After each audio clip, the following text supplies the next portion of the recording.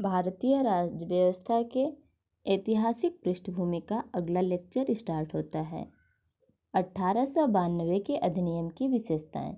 इसके माध्यम से केंद्रीय और प्रांतीय विधान परिषदों में अतिरिक्त गैर सरकारी सदस्यों की संख्या बढ़ाई गई। हालांकि बहुमत सरकारी सदस्यों का ही रहता था। नंबर 2, इसने विधान परिषदों के कार्यों में वृद्धि कर उन्हें बजट पर बहस करने और कार्यपालिका के प्रश्नों का उत्तर देने के लिए अधिकृत किया।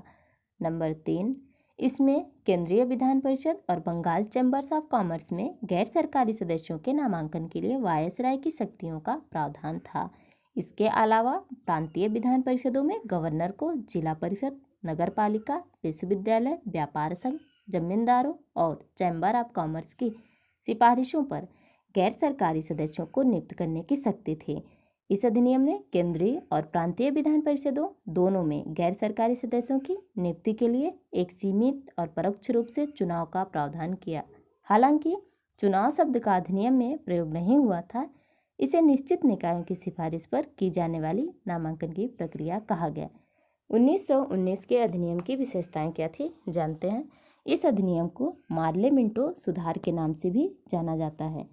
उस समय लॉर्ड मार्ले इंग्लैंड में भारत के राज्य सचिव थे और लॉर्ड मिंटो भारत के वायसराय थे। इस केंद्रीय और प्रांतीय विधान परिषदों के आकार में काफ़ी वृद्धि की। केंद्रीय परिषद में इनकी संख्या 16 से 60 हो गई। प्रांतीय विधान परिषद में इनकी संख्या एक समान नहीं थी। इसने केंद्रीय परिषद में सरकारी बहुमत को बनाए रखा, लेकिन प्रांतीय परिषदों में गैर सरकारी सदस्यों के बहुमत की अनुमति थी। इसने दोनों स्तरों पर विधान परिषदों की चर्चा कार्यों का दायरा बढ़ाया। उदाहरण के तौर पर अनुपूरक प्रश्न पूछना, बजट पर संकल्प रखना आदि। इस अधिनियम के अंतर्गत पहली बार किसी भारतीय वायसराय और गवर्नर के कार्य परिषद के साथ एसोसिएशन बनाने का प्रावधान किया गया। सत्येंद्र प्रसाद सिन्हा वायसराय की कार्यपालिका परिषद के प्रथम भारतीय सदस्य बने। उन्हें विधि सदस्य बनाया गया था। इस अधिनियम ने पृथक निर्वाचन के आधार पर मुसलमानों के लिए सांप्रदायिक प्रतिनिधित्व का प्रावधान किया। इसके अंतर्गत मुस्लिम सदस्यों का चुनाव मुस्लिम मतदाता ही कर सकते थे। इस प्रकार इस अधिनियम ने सांप्रदायिकता को वैधानिकता प्रदान की और लॉर्ड मिंटो को सांप्रदायिक निर्वाचन के जनक के रूप में जाना गया। इसने प्रेसिडेंशियो, कारपोरेशन, चैम्बर्स ऑफ कॉमर्स, विश्वविद्यालय और जमींदारों के लिए अलग प्रतिनिधित्व का प्रावधान भी किया। भारत शासन अधिनियम 1919 20 अगस्त 1917 को ब्रिटिश सरकार ने पहली बार घोषित किया कि उसका उद्देश्य भारत में क्रमिक रूप से उत्तरदायी सरकार की स्थापना करना था। क्रमिक रूप से 1919 में भारत शासन अधिनियम बनाया गया, जो 1921 से लागू हुआ। इस कानून को मॉन्टेग्यू चैम्सफोर्ड सुधार भी कहा जाता है। मॉन्टेग्यू भारत के राज्य सचिव थे, जबकि चैम्सफोर्ड भारत के वायसराय थे। इस अधिनियम की निम्न विशेषताएं थी। केंद्रीय और प्रांतीय विषयों की सूची की पहचान कर एवं उन्हें पृथक कर राज्यों पर केंद्रीय नियंत्रण कम किया गया। केंद्रीय और प्रांतीय विधान परिषदों को अपनी सूचियों के विषयों पर विधान बनाने का अधिकार प्रदान किया गया, लेकिन सरकार का ढांचा केंद्रीय और एकात्मक ही बना रहा। इसने प्रांतीय विषयों को पुनः दो भागों में विभक्त किया, हस्तांतरित और आरक्षित। हस्तांतरित विषयों पर गवर्नर का शासन होता था और इस कार्य में वह उन मंत्रियों की सहायता लेता था जो विधान परिषद के प्रति उत्तरदायी थे। दूसरी ओर आरक्षित विषयों पर गवर्नर कार्यपालिका परिषद की सहायता से शासन करता था, जो विधान परिषद के प्रति उत्तरदायी नहीं थे। शासन की इस दोहरी व्यवस्था को द्वैध यूनानी शब्द डाइआर्की से व्युत्पन्न द्वैध शासन व्यवस्था कहा गया। हालांकि यह व्यवस्था काफ़ी हद तक असफल रही। इस अधिनियम ने पहली बार देश में द्विसदनीय व्यवस्था और प्रत्यक्ष निर्वाचन की व्यवस्था प्रारंभ की। इस प्रकार भारतीय विधान परिषद के स्थान पर द्विसदनीय व्यवस्था यानी राज्यसभा और लोकसभा का गठन किया गया। दोनों सदनों के बहुसंख्यक सदस्यों को प्रत्यक्ष निर्वाचन के माध्यम से निर्वाचित किया जाता था।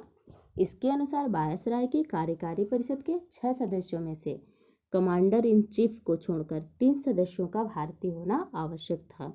इसने सांप्रदायिक आधार पर सिख, भारतीय ईसाइयों, आंग्ल भारतीयों और यूरोपियों के लिए भी पृथक निर्वाचन के सिद्धांत को विस्तारित कर दिया।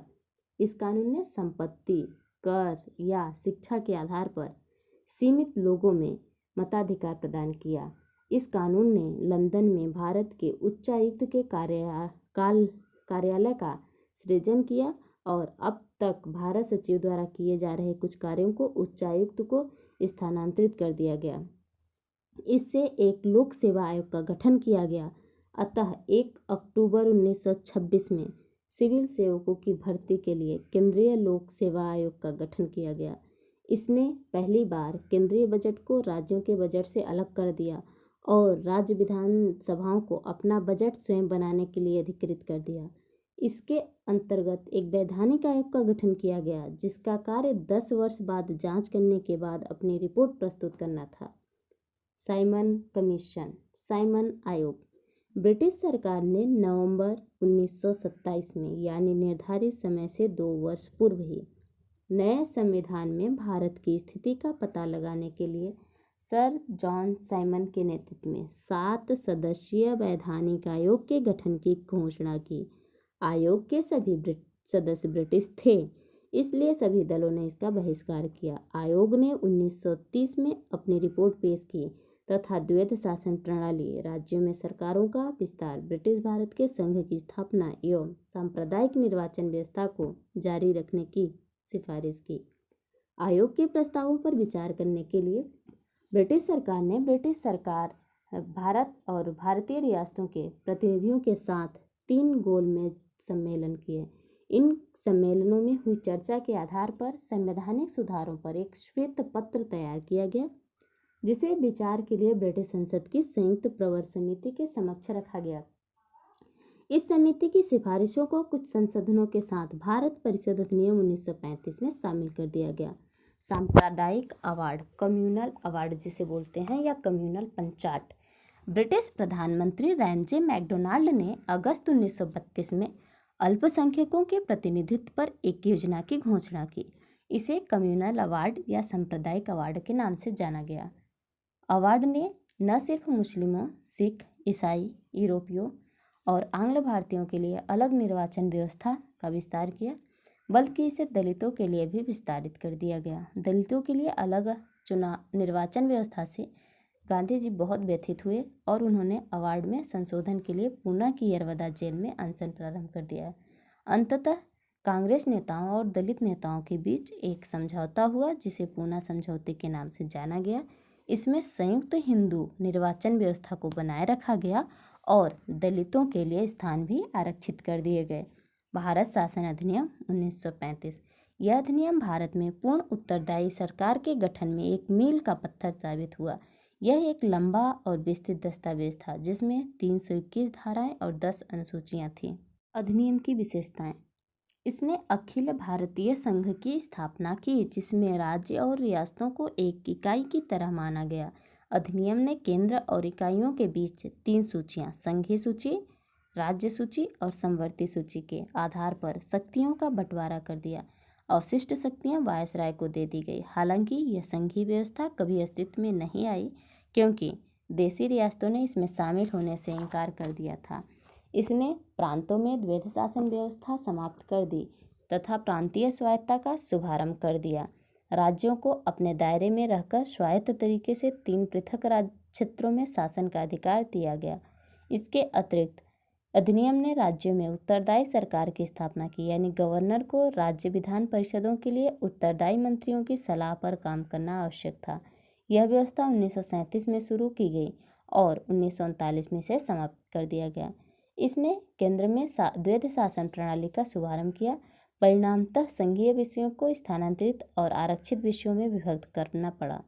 हालांकि यह प्रावधान कभी लागू नहीं हो सका। इसने 11 राज्यों में 6 में द्विसदनीय व्यवस्था प्रारंभ की। इस प्रकार बंगाल, बम्बई, मद्रास, बिहार, संयुक्त प्रांत और असम में द्विसदनीय विधान परिषद और विधानसभा बन गई। हालांकि इन पर कई प्रकार के प्रतिबंध थे। इसने दलित जातियों, महिलाओं और मजदूर वर्ग के लिए अलग से निर्वाचन की व्यवस्था कर सांप्रदायिक प्रतिनिधित्व व्यवस्था का विस्तार किया।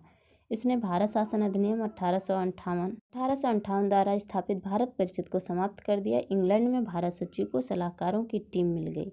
इसने मताधिकार का विस्तार किया। लगभग 10% जनसंख्या को मत का अधिकार मिल गया। इसके अंतर्गत देश की मुद्रा और साख पर नियंत्रण के लिए भारतीय रिजर्व बैंक की स्थापना की गई। इसने न केवल संघीय लोक सेवा आयोग की स्थापना की बल्कि प्रांतीय सेवा आयोग और 2 या अधिक राज्यों की संयुक्त सेवा आयोग की स्थापना भी की। इसके तहत 1937 में संघीय न्यायालय की स्थापना हुई।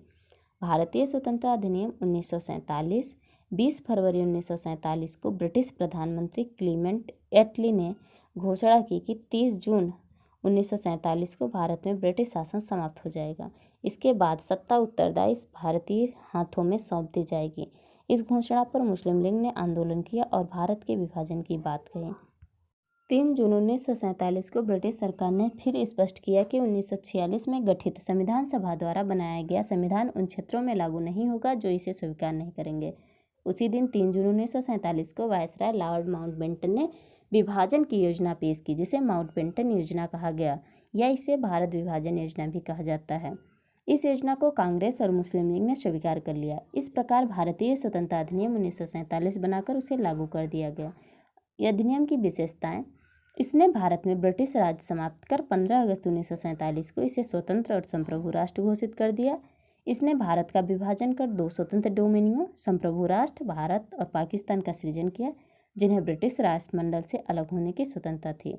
इसने वायसराय का पद समाप्त कर दिया और उसके स्थान पर दोनों डोमिनियन राज्यों में गवर्नर जनरल पद का सृजन किया, जिसकी नियुक्ति नए राष्ट्र के कैबिनेट की सिफारिश पर ब्रिटेन के ताज को करनी थी। इन पर ब्रिटेन की सरकार का कोई नियंत्रण नहीं होना था। इसने दोनों डोमिनियन राज्यों संविधान सभाओं को अपने देशों का संविधान बनाने और उसके लिए किसी भी देश के संविधान को अपनाने की शक्ति दी। सभाओं को यह भी शक्ति थी कि वे किसी भी ब्रिटिश कानून को समाप्त करने के लिए कानून बना सकती थी, यहाँ तक कि उन्हें स्वतंत्रता अधिनियम को भी निरस्त करने का अधिकार था। इसने दोनों डोमिनियन राज्यों की संविधान सभाओं को यह शक्ति प्रदान की कि वे नए संविधान का निर्माण एवं कार्यान्वित होने तक अपने अपने संबंधित क्षेत्रों के लिए विधानसभा बना सकती थी। 15 अगस्त 1947 के बाद ब्रिटिश संसद में पारित हुआ कोई भी अधिनियम दोनों डोमिनियनों पर तब तक लागू नहीं होगा जब तक कि दोनों डोमिनियन इस कानून को मानने के लिए कानून नहीं बना लेंगे। इस कानून ने ब्रिटेन में भारत सचिव का पद समाप्त कर दिया। इसकी सभी शक्तियां राष्ट्रमंडल मामलों के राज्य सचिव को स्थानांतरित कर दी गई। इसने 15 अगस्त 1947 से भारतीय रियासतों पर ब्रिटिश संप्रभुता की समाप्ति की भी घोषणा की। इसके साथ ही आदिवासी क्षेत्र समझौता पर भी ब्रिटिश हस्तक्षेप समाप्त हो गया। इसने भारतीय रियासतों को यह स्वतंत्रता दी कि वे चाहे तो भारत डोमिनियन या पाकिस्तान डोमिनियन के साथ मिल सकते हैं या स्वतंत्र रह सकते हैं। इस अधिनियम ने नया संविधान बनने तक प्रत्येक डोमिनियन में शासन संचालित करने एवं भारत शासन अधिनियम 1935 के तहत उनकी प्रांतीय सभा में सरकार चलाने की व्यवस्था की। हालांकि दोनों डोमिनियन राज्यों को इस कानून में सुधार करने का अधिकार था। इसने ब्रिटिश शासक को विधेयकों पर मताधिकार और उन्हें स्वीकृत करने के अधिकार से वंचित कर दिया, लेकिन ब्रिटिश शासक के नाम पर गवर्नर जनरल को किसी भी विधेयक को स्वीकार करने का अधिकार प्राप्त था। इसके अंतर्गत भारत के गवर्नर जनरल एवं प्रांतीय गवर्नरों को राज्यों और संवैधानिक प्रमुख नियुक्त किया गया। इन्हें सभी मामलों पर राज्यों की मंत्रिपरिषद के परामर्श पर कार्य करना होता था। इसने शाही उपाधि में भारत का सम्राट शब्द समाप्त कर दिया। इसने भारत के राज्य सचिव द्वारा सिविल सेवा में नियुक्तियां करने और पदों में आरक्षण करने की प्रणाली समाप्त कर दी। 15 अगस्त 1947 से पूर्व के सिविल सेवा कर्मचारियों को वही सुविधाएं मिलती रही जो उन्हें पहले से प्राप्त थी। 14-15 अगस्त 1947 की मध्य रात्रि को भारत में ब्रिटिश शासन का अंत हो गया और समस्त शक्तियों को 2 नए स्वतंत्र डोमिनियन भारत और पाकिस्तान को स्थानांतरित कर दी गई।